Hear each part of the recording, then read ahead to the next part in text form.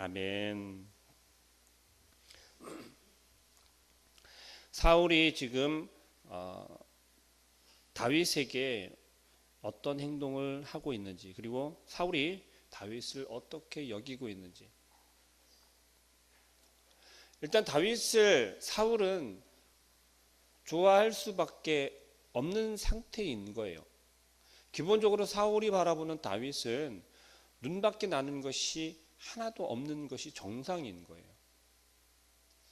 다윗이 지금 이스라엘을 대신하여서 블레셋과 싸웠고 골리앗을 물리쳤고, 이 사울이 정신이 혼미해지고 악신에 의해서 움직여질 때에 다윗을 통해서 안정을 찾았고, 좀 더 진지하게 이야기를 하자면 생명을 보존할 수 있는 상태가 되어졌거든요.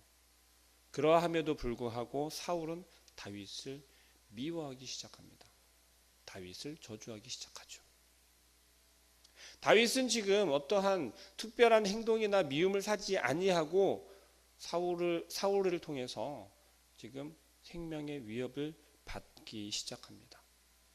어제 말씀드린 바와 같이 사울이 악령의 신에 의해서, 근데 강하게 악한 신이 임하여서 이제는 다윗이 수금을 타고 노래하는 것에 안정을 취하지 못하고 다윗을 죽이려 합니다. 사울이 점점 더 악하여지고 피폐해져 가는 모습을 오늘 본문 말씀에서 더욱더 여실히 보여주고 있는데요. 하나님께서 이 사울을, 이제 다시 등장한 젊은 다윗을 왜 사울의 손에 맡기고 사울과 함께 있게 하였으며 다윗의 생명이 이토록 위태롭게 되어져 가게 하실까요? 기본적으로 하나님께서는 하나님의 사람들을 보호하시는 사람이고 살리는 사람이고 하나님의 도구로, 하나님의 손으로 이끄시는 분인 것을 우리는 너무 잘 알고 있습니다. 그런데 오늘 다윗을 통해서 나타나는 것은 다윗이 점점 궁지에 몰리게 되고 다윗이 점점 생명의 위협을, 생명 보존하기가 어려워지는 상황 가운데로 내몰리고 있는 것을 우리는 볼 수 있습니다. 우리의 삶 속에서, 여러분들의 삶 속에서, 여러분들의 가정 가운데서 혹시 때로는 이러한 경험을 하지 않습니까? 하나님을 잘 믿고 싶고 나는 하나님의 말씀대로 잘 살고 싶은데도 불구하고 나의 환경은, 나의 삶은, 나의 가정은 점점 더 궁지에 몰리고 점점 문제에 봉착하고 있고 점점 풀리는 것이 없는 것처럼 여겨질 때가 있지 않습니까? 그러나 여러분들 꼭 기억하시길 바랍니다. 하나님께서는 아무런 이유 없이 우리에게 이와 같은 문제를 놓아두지 않으신다는 겁니다.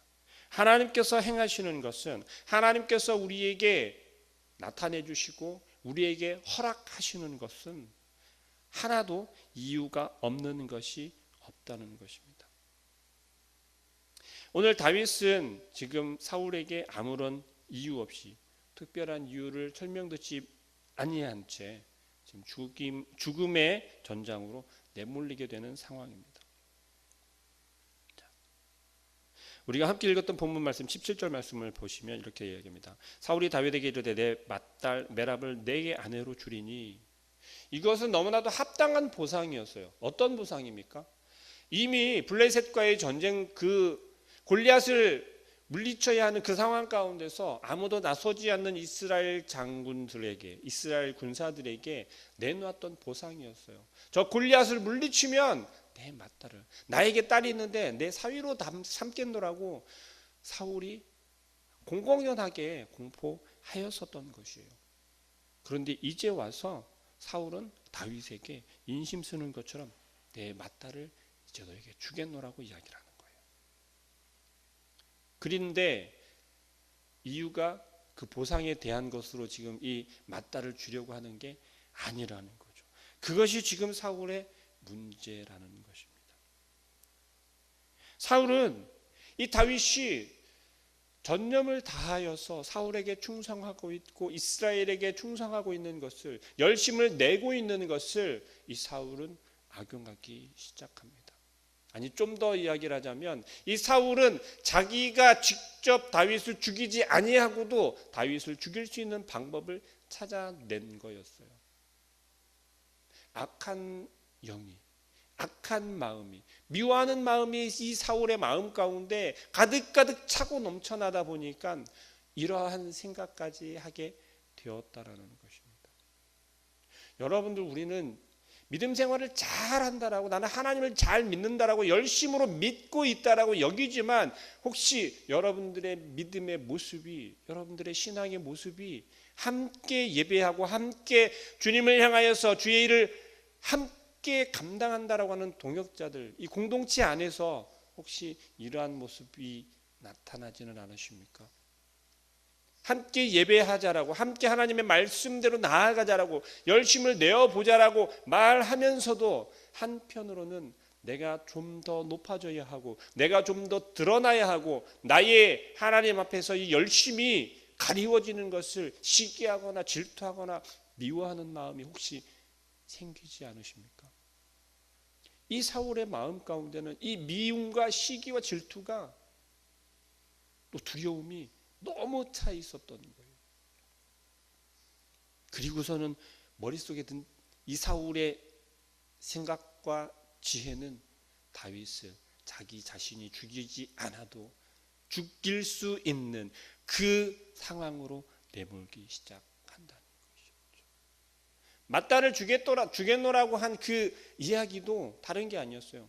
너가 저 여호와의 전쟁 가운데로 나아가서 블레셋을 치고 블레셋을 죽이면, 그 싸움에서 열심을 내면 내가 내 맏딸을 주겠다라는 거예요. 골리앗을 죽인 그 보상으로 주겠다라는 게 아니라 이미 맏딸을 주어야 하는 게 맞는데도 불구하고 이 사울은 너가 여호와의 전쟁 가운데 블레셋을 계속해서 물리치고 그 진영을 우리가 확보하고 빼앗고 우리의 영토로 넓혀가면 맏딸을 주겠다라는 거예요. 그 가운데 블레셋 사람들의 손에 의해서 다윗이 죽임을 당하기를 바라는 사울의 악한 마음이 17절 말씀에서 보여지고 있습니다. 다윗은 자기 자신을 너무 잘 알고 있었어요. 사울의 이러한 악한 마음과는 대조적으로 다윗의 겸손한 마음이, 겸손한 모습이 나타나고 있습니다. 18절 말씀에 다윗이 사울에게 이르되 내가 누구며 이스라엘 중에 내 친속이나 내 아버지의 집이 무엇이기에 내가 왕의 사위가 되리까 하였더니. 다윗은 어떤 집안입니까? 이새의 아들이잖아요. 너무나도 연약하고 정말 보잘것없는 그러한 집안이었던 거죠. 사울의 그 왕족과는 겨줄 수 없는 거였어요. 무엇보다도 나중에 또 한 번 더 이야기를 하지만 다윗은 이 왕의 사위가 되기 위한 물질적인 조건이 충족되지가 않았던 거예요. 이 고대 때는요, 딸을 얻어오면 사위가, 남편이, 신랑이 지참금을 지불을 하고 데리고 왔어야 돼요.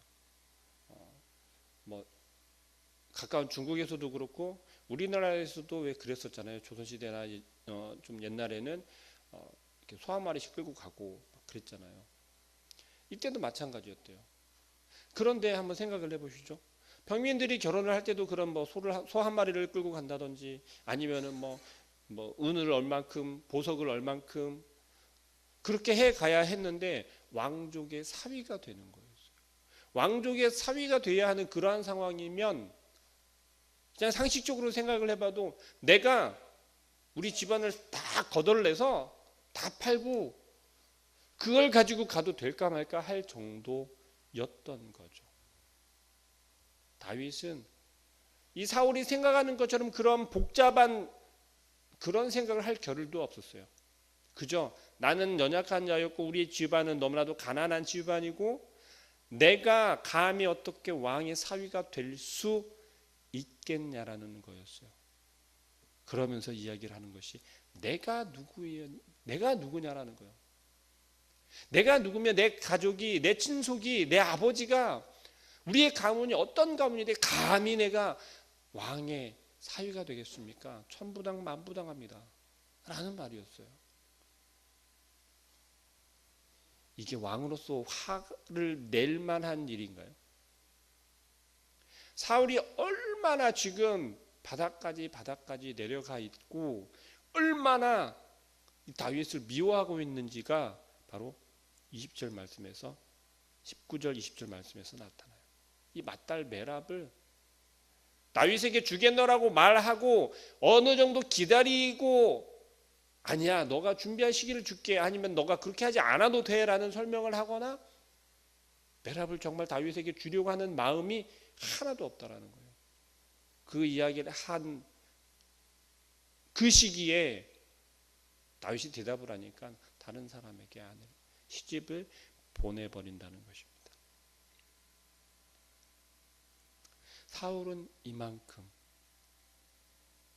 사울은 이만큼 다윗을 미워하고 있었어요.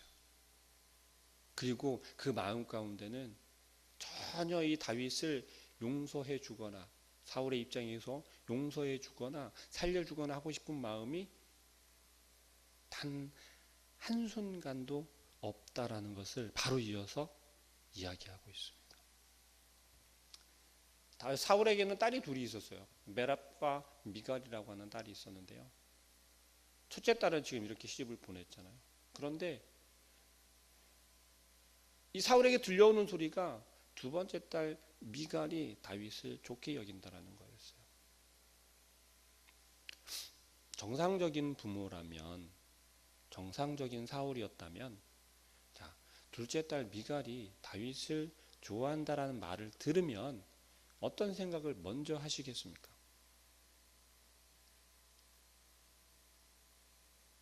야, 너 아무리 그래도 내가 첫째 딸을 네 언니를 다윗에게 주려고 했는데 너가 그랬어? 참 다행이다 라고 생각하거나 그래? 그럼 내가 아무 조건 없이 다윗과 너를 혼인시켜 줄게 라고 생각하거나 아니면 다윗에게 야, 내가 첫째 딸은 그만해서 그랬으니 미안하다. 둘째 딸이 너를 좋아한다니 둘째 딸을 너에게 주겠노라 라고 하거나 이런 식의 생각을 하는 게 너무나도 상식적인 생각이지만 오늘 보여지는 사울은 그 상식을 뛰어넘습니다. 이 이야기를 들은 즉시 사울의 머릿속에 든 것은 두 번째 기회가 왔구나 였어요. 두 번째 기회가 왔구나. 어떤 기회예요? 다윗을 죽일 수 있는. 자기 딸을 이용해서 다윗을 어떻게든 죽이겠노라는 그러한 변함없는 마음을 보여주고 나타내고 있는 것이었습니다. 다윗에게 이야기를 할 때 그렇게 이야기하죠. 너의 신분이나 너의 위치나 너의 가진 것 다 필요 없어. 그냥 아무것도 가지고 올 거 없어. 단지 블레셋 사람의 포피 100개만 가지고 오면 돼.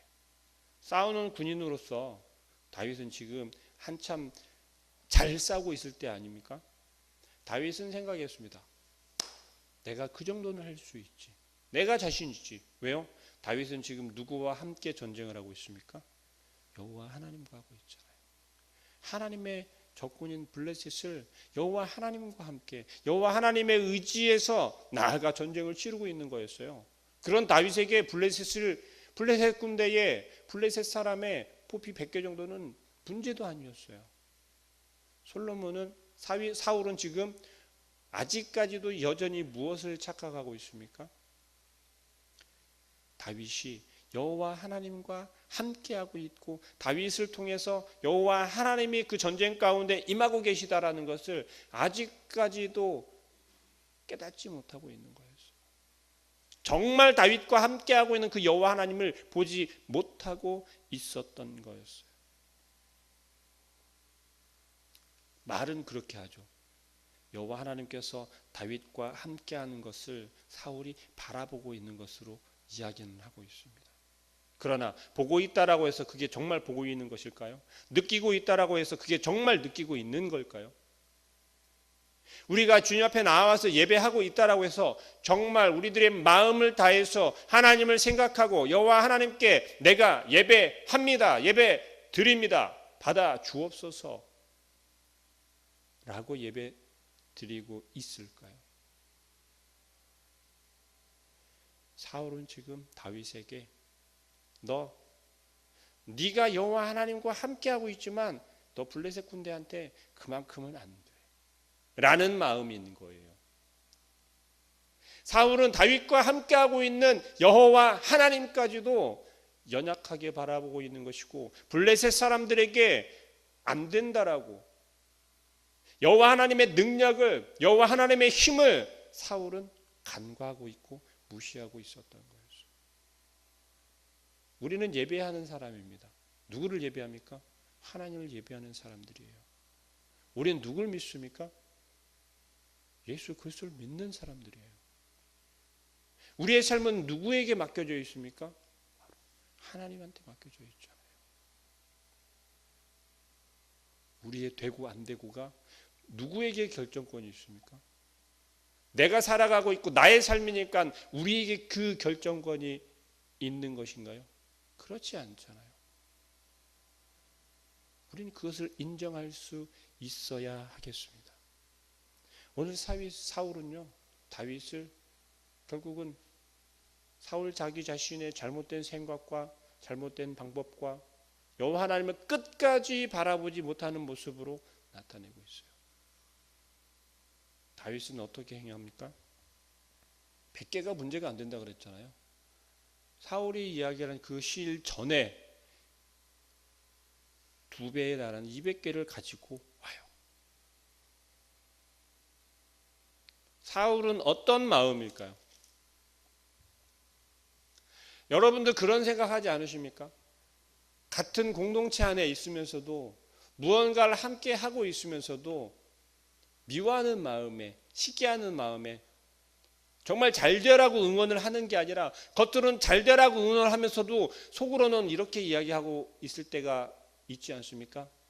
제발 넘어져라, 제발 넘어져라. 우리의 마음 가운데 이러한 고백들이 다른 사람에게, 상대방에게, 우리 공동체 안에서는 보여지지 않고 들려지지 않을지라도 하나님께서는 다 듣고 계시고 보고 계시다라는 겁니다. 돌이켜야 할 때 돌이키지 아니하고 범죄할 때 그 범죄한 것을 회개하지 아니하면 악은, 사탄은 절대 물러가지 아니하고 계속 넘어뜨리고 마음 가운데 마음을 피폐하게 만들고 욕심과 시기와 질투가 끊이지 않게 한다라는 것을 우리는 기억해야 할 것입니다.